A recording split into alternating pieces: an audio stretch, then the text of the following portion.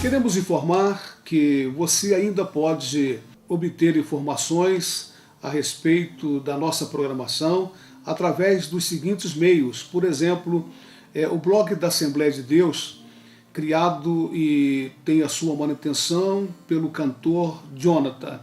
E ainda no Orkut, a nossa comunidade, e YouTube, que é um canal da Assembleia de Deus, cujo mantenedor é o irmão Eliezer Gomes. E a nossa comunidade da Assembleia de Deus, criada pelo Márcio Raminelli. Com certeza você estará muito bem informado de toda a programação desta igreja. E você, mais uma vez eu digo, será muito abençoado, bem como a sua família. Deus te abençoe. Mensagem de Deus.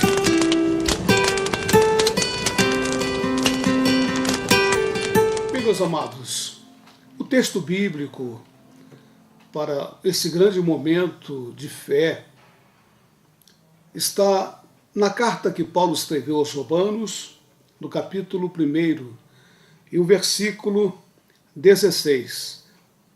Diz assim o texto: porque não me envergonho do Evangelho de Cristo, pois é o poder de Deus para a salvação de todo aquele que crê, primeiro do judeu e também do grego.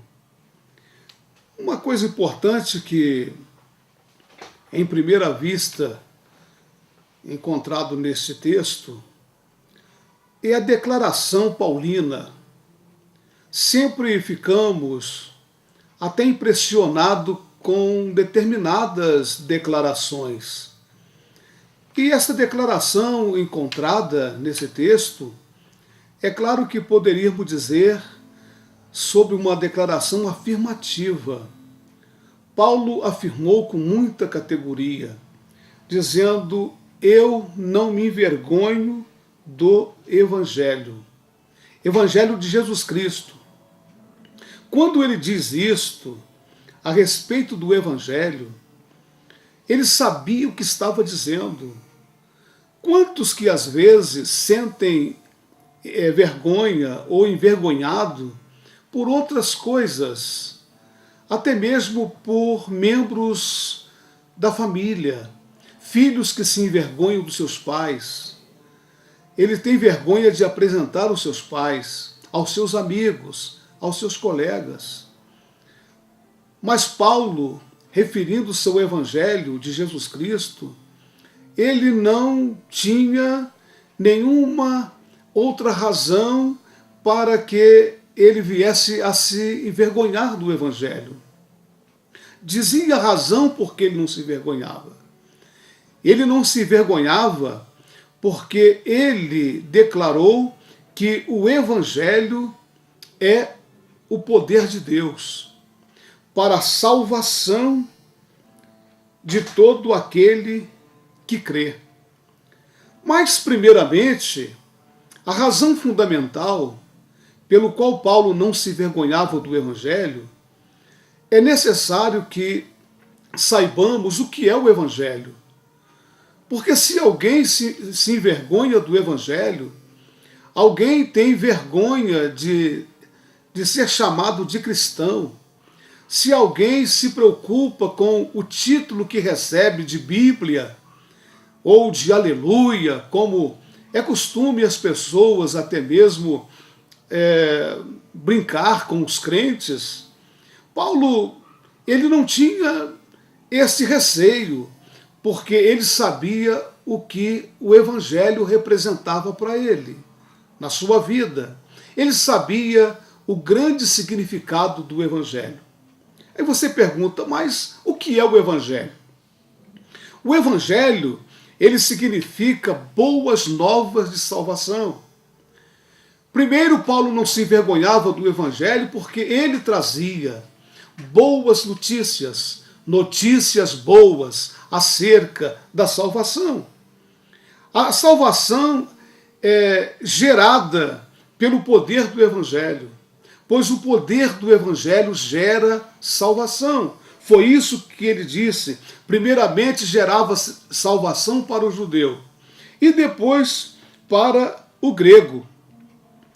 É interessante você saber também que a salvação gerada pelo poder do Evangelho não é uma salvação para o futuro, um futuro às vezes distante, para um jovem que está no pleno gozo da sua juventude e ele quer gozar a vida, ele quer desfrutar das bandejas que o mundo oferece, ele quer viver uma alegria, esta alegria momentânea, mas alegria que o mundo oferece através dos seus prazeres, prazeres da carne, deleites.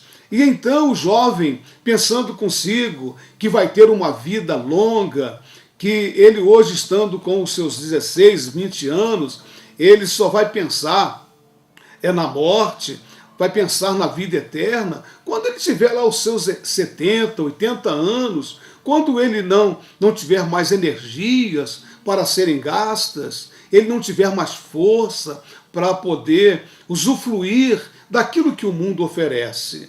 Então, no pensamento de alguns, a salvação é justamente lá no final da vida. Paulo, então, estava dizendo que o Evangelho, através do poder de Deus, ele gera salvação, não lá para um futuro tão distante, mas uma salvação que se inicia aqui, no momento. Que momento é esse? O momento da conversão, independente da idade, independente da faixa etária que a pessoa esteja vivendo, sendo jovem, criança, adolescente, ou mesmo já sendo um ancião. O Evangelho ele gera salvação de forma imediata. Conversão é aquele momento em que a pessoa ouve a mensagem do Evangelho, cuja mensagem é recheada de promessas da salvação. Por exemplo, é libertação, é cura não só também do físico, mas a cura da alma, é o perdão dos pecados. Alguém que ouve a mensagem do Evangelho e mesmo estando numa vida degradada, uma vida miserável, mergulhada nos vícios, uma vida pecaminosa, cheia de pecados, e alguém, por realizar ou fazer tantos pecados na vida, chega a dizer, eu realmente não tenho salvação para mim não tem mais jeito. Assim também, queridos, alguém atribui até mesmo uma vida de sofrimento, mesmo em grande sofrimento, alguém diz, já pelo seu sofrimento todos os pecados foram perdoados. Não é bem assim. A pessoa, ao ouvir a mensagem do Evangelho e crendo na pessoa do Senhor Jesus Cristo e o aceitando como seu Salvador, esse tal, naquele exato momento de sua decisão, é o momento da conversão. Então, a salvação é operada exatamente neste momento em que a pessoa decide entregar a sua vida ao Senhor Jesus Cristo. Agora, esta salvação que se inicia aqui, no momento da conversão, ela se estende por toda a eternidade. O início não é para a velhice. A palavra de Deus sempre ela informa que é hoje. Se hoje ouvirdes a voz do Espírito Santo, a orientação é para que o coração não seja endurecido. Mas a pessoa logo abre o coração, entrega a sua vida, entrega os seus caminhos ao Senhor e no Senhor comece a confiar. O Evangelho, em relação à sua mensagem, Paulo tinha certeza que o Evangelho trazia uma mensagem extraordinária. Por isso ele dizia de forma afirmativa, eu não me envergonho do Evangelho. Por quê? Por causa da sua mensagem. O Evangelho, ele traz a mensagem sobre Jesus Cristo, o Salvador. Não é sobre outra pessoa. Porque o Evangelho está centrado nisto. Ele apresenta Jesus, o Filho de Deus, como Salvador único do mundo inteiro. Não é apenas de uma pessoa, de uma família, de uma nação, mas do mundo inteiro. Jesus é o Salvador. O Evangelho também traz mensagem acerca de bênçãos que são oferecidas aos homens através da graça de Jesus. O Evangelho é rico nisto. Eu gostaria que você até mesmo se interessassem pelo Evangelho do Senhor Jesus Cristo. Essa graça maravilhosa que existe na mensagem do Evangelho, na língua original, no grego, graça é chamada de charis, aquilo que dá alegria, aquilo que dá deleite, aquilo que dá prazer, aquilo que dá doçura. O Evangelho traz-nos a doçura de Deus. Ao ouvir a mensagem, é como você estivesse sentindo alguma coisa adocicada. É como mel. Quando o Senhor Jesus nasceu, um grande coral angelical cantou. E a letra desta música dizia: glória a Deus nas alturas, paz na terra, entre os homens de boa vontade, porque hoje vos nasceu na cidade de Davi o Cristo, que será de alegria para todo o povo. Então o Evangelho traz essa doçura, traz a alegria, traz o prazer, a plena convicção de estar em Cristo Jesus. Esta graça, ela está governada pelo poder divino.